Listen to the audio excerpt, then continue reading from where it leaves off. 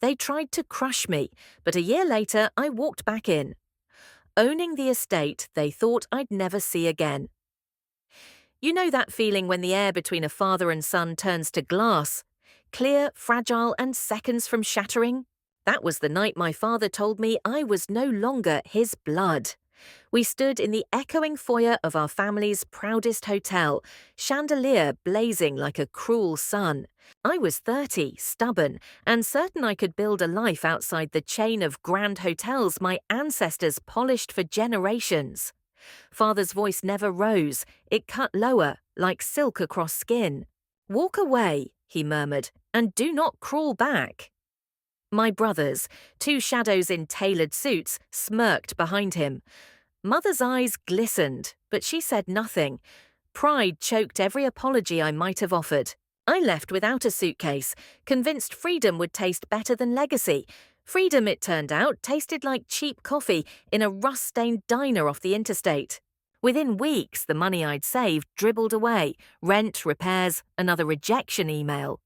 I parked my battered sedan behind an abandoned movie theatre and tried to pretend the driver's seat was a bed. Nights were the worst. The steering wheel digging into my ribs, the whir of truck engines, the shame that flared every time I thought of calling home. One rainy dawn, I cracked open the glove box and counted 73 crumpled dollars. My stomach growled louder than the passing buses. I found day work unloading shipments at a grimy warehouse. The supervisor barked orders, but at least the pay was cash in hand. On lunch breaks, I scribbled app ideas into a dog-eared notebook, dreaming of a platform that matched vacant boutique rooms with last-minute travelers, a rebel answer to my family's gilded empire. Yet talk is lighter than brick, and ideas alone could not lift me from the asphalt.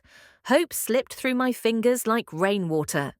Then came the park bench. I was hunched over a paper cup of soup, February wind slicing through my jacket, when an elderly man settled beside me. He wore an immaculate overcoat and watched the pigeons as though conducting them. "Cold day for dreams," he said, popping a piece of bread into the air. The birds scrambled. I half laughed and muttered something about dreamers freezing faster than realists.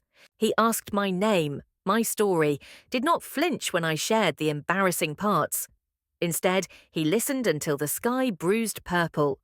Before leaving, he pressed a worn business card into my palm.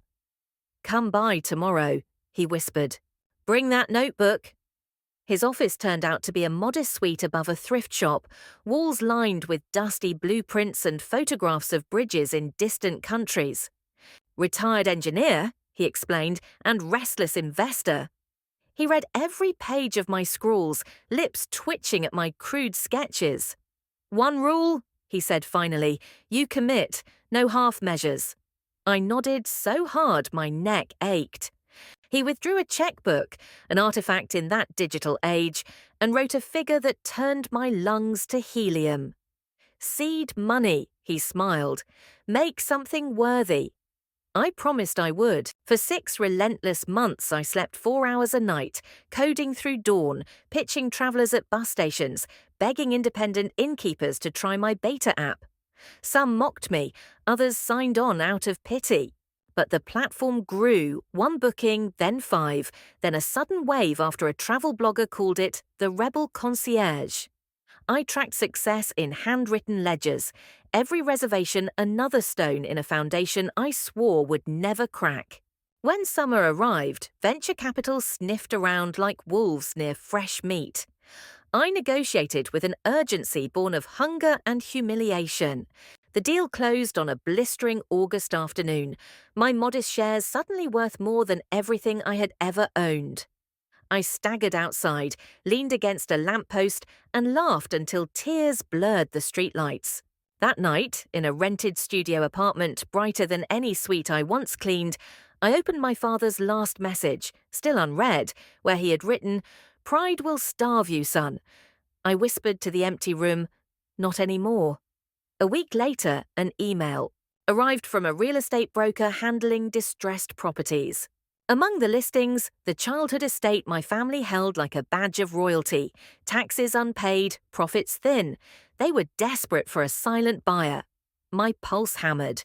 I closed the laptop, paced until dawn, and finally dialed my mentor, the engineer whose name was now etched on my heart.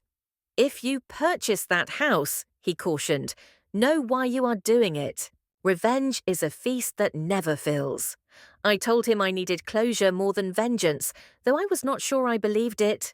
Still, the offer went through.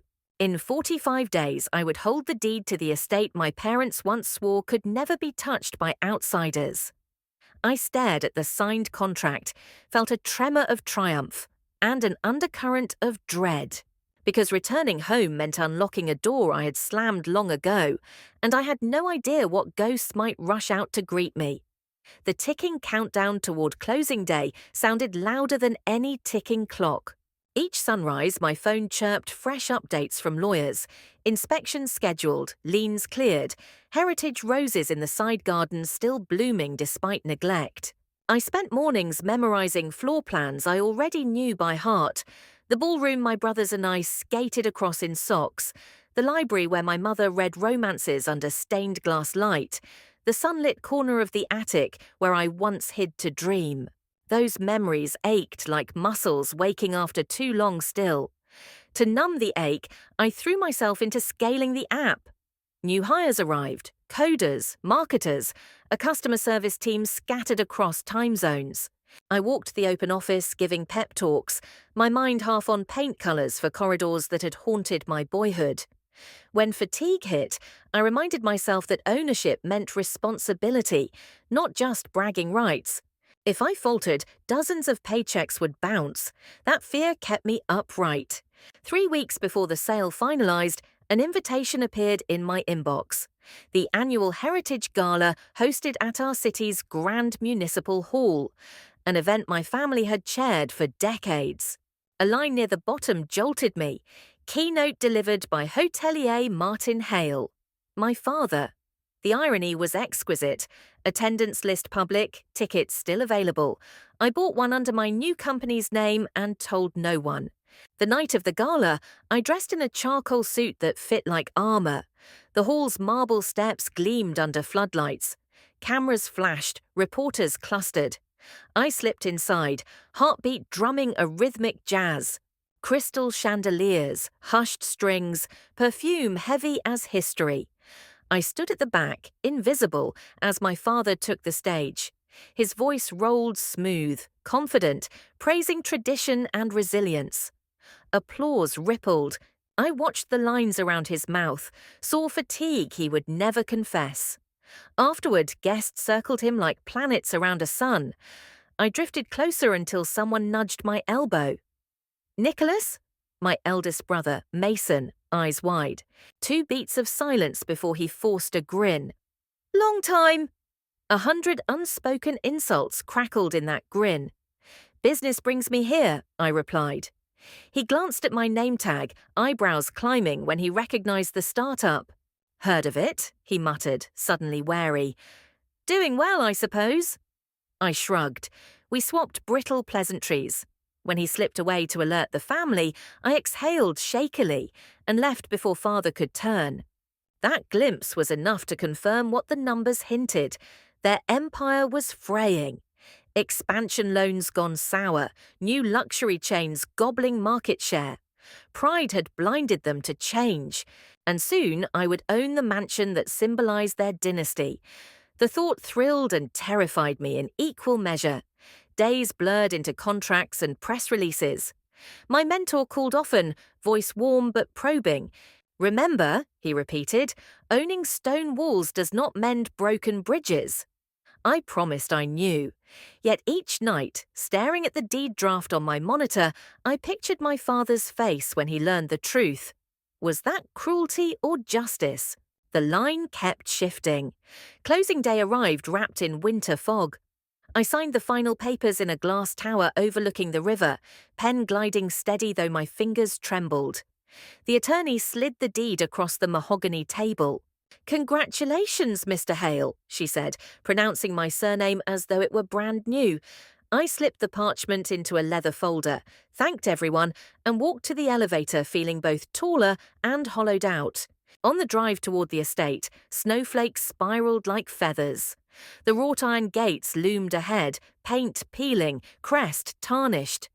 I keyed in the temporary code, and they groaned open, like jaws accepting a sacrifice.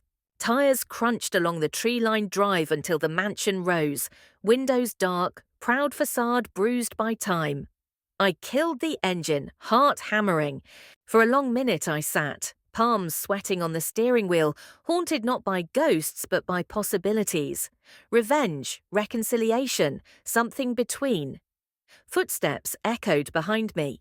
I turned to see the caretaker, Mr. Ellison, lantern in hand, grey beard tucked into a wool scarf. He had watched me grow from scraped knee boy to sullen teen. Recognition lit his eyes.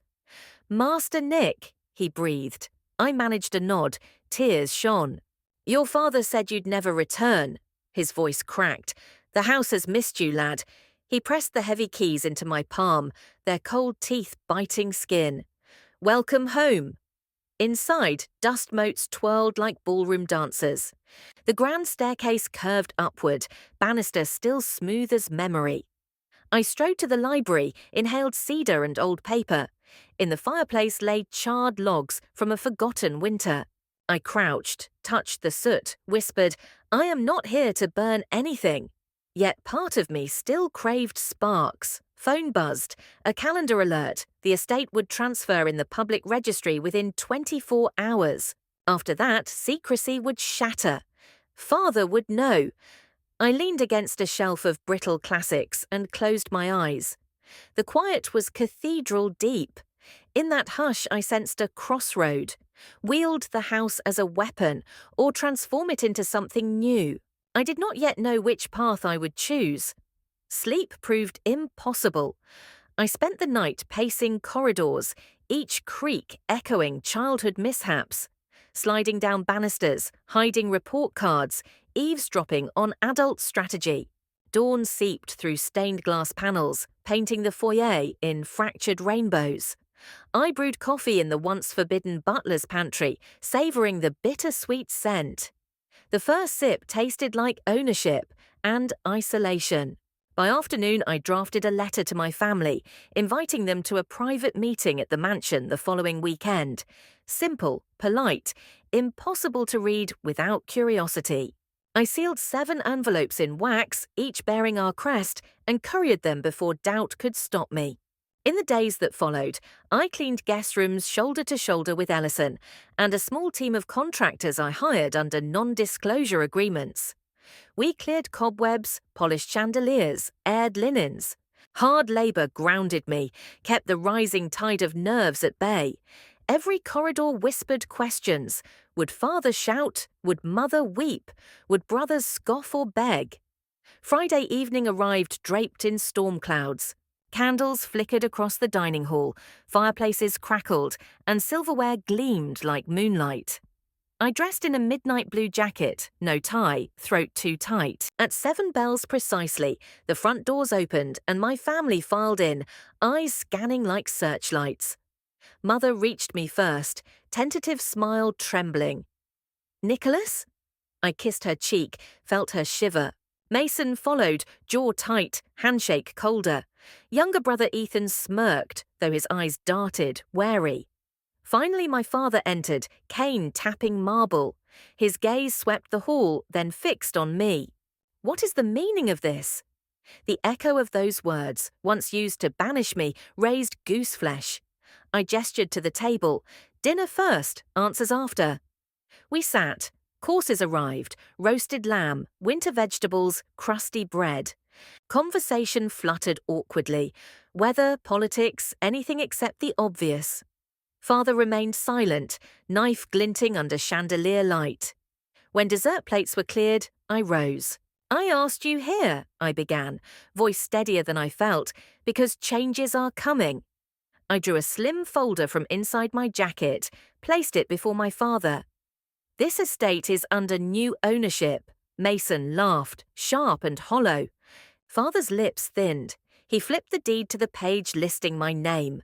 The room fell silent enough to hear firewood crack.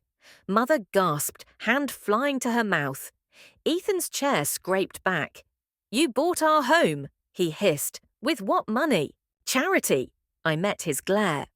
Hard work, vision, help from someone who believed in me when you did not. My father's cane struck the floor. This is a stunt. I shook my head. Legal, binding, irreversible. Mason slammed a fist. You think stealing walls makes you powerful? I felt anger stir but held it. I am not here for power. I turned to father. I am here to offer terms. I slid another document forward. Employment contracts, equity options, a restructuring plan to rescue their faltering hotels. Father scanned the pages, eyes narrowing. You dare dictate conditions to me. The old fear threatened, but I stood firm. I dare to save what can still be saved. Silence stretched. Finally, Mother whispered, What do you want, son? The word son cracked something inside me. Respect, I said softly. Collaboration. And yes, acknowledgement that choosing my own path did not make me a failure. Ethan scoffed, but Mason seemed to waver. Father exhaled a long, brittle breath. You always were headstrong, he closed the folder, and I was cruel. The admission stunned me. You have your victory, Nicholas, he said, shoulders sagging. What now? I answered truthfully. Now we decide whether this family rebuilds together or fractures forever. A thunderclap shook the windows. Candle flames swayed. In that charged hush, possibilities unfurled. Reconciliation, grudges, alliances. I realized choice lay not only with them, but with me. Could I forgive? Or would pride, my old enemy, claim its next victim? Rain drummed the roof through the night while negotiations dragged in the study. We circled profits, liabilities, brand revitalization. Mason argued for aggressive mergers. Ethan sputtered about retaining control. Mother pleaded for peace. Father listened, eyes flicking from ledger to lightning-lit window. I presented projections, absorbed insults, countered with calm reasoning I barely felt. Around 3 a.m, fatigue dissolved facades. Ethan folded first, rubbing eyes. Fine, he muttered. Your plan beats bankruptcy. Mason followed, grudging nod. Mother wept quiet tears of relief. Father remained. He closed the last folder, cleared his throat. You spoke of respect, he said. It must be mutual. He extended a calloused hand. I gripped it. The earth did not tilt, lightning did not strike, but something older than stone shifted inside me. For the first time, I saw the man, not the tyrant, a weary patriarch frightened of failure. At dawn, we signed provisional agreements. Mason and Ethan would oversee operations under the new tech-driven strategy. I would retain majority ownership, but promise guidance, not domination. Father relinquished day-to-day control, yet kept an advisory seat. Mother promised fresh flowers in every lobby, an odd but welcome contribution. When they left, headlights slicing the mist, I stood on the veranda clutching the signed papers. Victory tasted surprisingly gentle, like warm tea after a storm. Ellison appeared beside me. Proud of you, lad, I smiled. I think I am proud of me, too. 2 days later, during a quiet walk through the rose garden, my phone buzzed with an unfamiliar international number. I almost ignored it. Nicholas Hale? A woman's voice steady.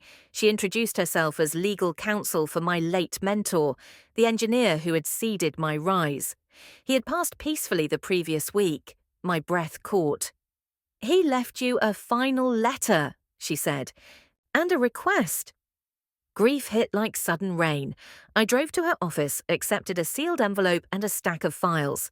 In the letter, my mentor congratulated me, warned against bitterness, and asked me to fund scholarships for underprivileged engineering students. Tears blurred ink. I vowed aloud to honor him. That night, alone in the mansion's music room, I opened the files. One caught my eye. Architectural plans for an eco-friendly boutique hotel chain he had dreamed of but never built. My heart raced. This was the future, blending heritage with innovation. I pictured rehiring former employees my family had laid off, designing spaces where luxury met conscience. The vision surged like orchestra strings, but implementing it meant selling the estate to finance the first build, releasing the very thing I had fought to reclaim. I walked the silent halls, touched oak paneling, inhaled vanilla wax of well-loved floors. The house was beautiful, yes, but it was a monument to the past, not a bridge to tomorrow. I convened the family again. Around the polished dining table, I unveiled my mentor's plans. Eyes widened, some awed, some fearful. I intend to launch this chain, I said, and I will put everything into it, including this property. Gasps. You want to sell our home? Ethan barked. I nodded. Homes are people, not bricks. This mansion served its chapter. Let it fund the next, Mother whispered. And where will we gather? I took her hands. Anywhere we choose, if we stay whole. Father stared at me, then at the rolling blueprints. Your mentor was a visionary, he said quietly. So are you. He rose, shoulders straighter. Let us build then. In a unanimous vote, miracle of miracles, they agreed.